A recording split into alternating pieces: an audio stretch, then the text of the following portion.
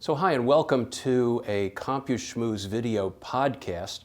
CompuSchmooze is my monthly technology column which appears in the Jewish Community Voice of Southern New Jersey pretty much every month. And we also cross-post the column and sometimes a video or audio podcast on lubetkin.net so that you can get a little bit more in-depth information about what we're talking about in the column.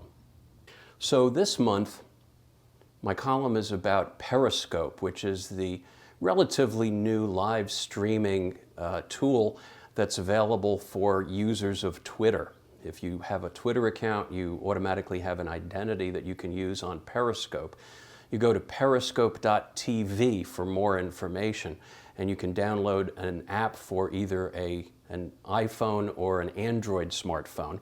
And the app is really simple to use. All you have to do is click on the little icon that appears right there on the phone's face, obviously. And once you bring up the app, it gives you some options. The options range from who's on right now that you follow to looking around the world. You can literally click on a map of the world and it shows you pretty quickly where there are people who are broadcasting. The red circles indicate someone's broadcasting live. If the circle's blue, it indicates people have broadcast within the last several hours or so, and you can still go there and pick up a replay. And you can scroll around that map by pinching and zooming and pretty much go anywhere in the world to see who's broadcasting. Now, there's no guarantee that you're going to find people speaking in English. Some of them are speaking obviously in other languages, so if you don't understand those languages, you may not have a clue what they're broadcasting about. But the point is that people can broadcast what's going on at their location anywhere in the world instantaneously. And the way you start is by just bringing up the pre-broadcast tool, and as you can see, it's showing me in the camera mode, and below my face there's a little typewriter screen where you can type in the topic that you're going to be broadcasting about. So you can give each little Periscope video a topic before you actually start broadcasting. And once you click the red Start Broadcast button at the bottom of the screen, away you go. You go live, and your broadcast can be followed by people all over the world. Now, we tried this out a little while ago, back in October, here in Cherry Hill, New Jersey, with the Temple Emmanuel celebration of the Jewish holiday of Simchat Torah.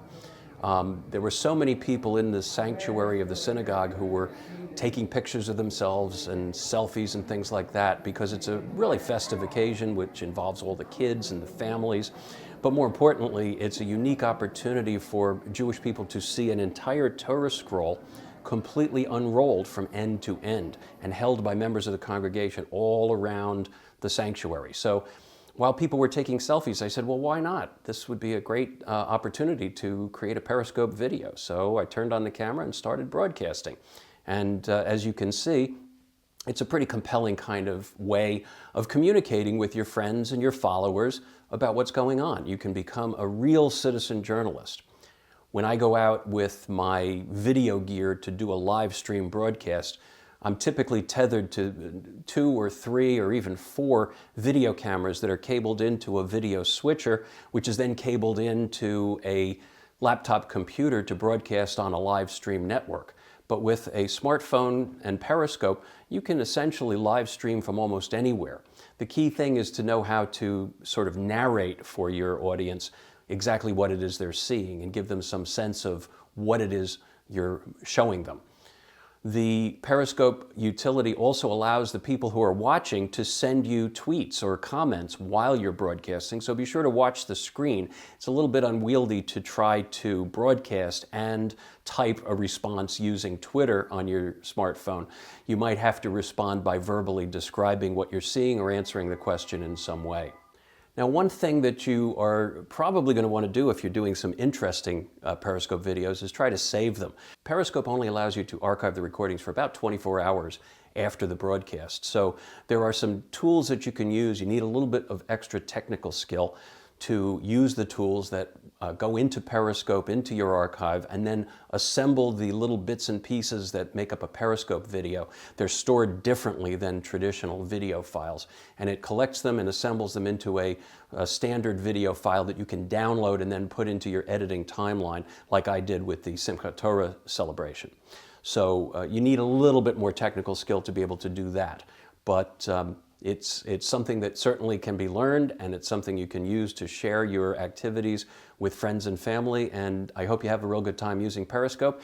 If you have any questions at all about how to use it or anything else to do with live streaming or technology, write to me. The email address is steve@CompuSchmooze.com, and I'll look forward to seeing you again in the Jewish Community Voice of Southern New Jersey.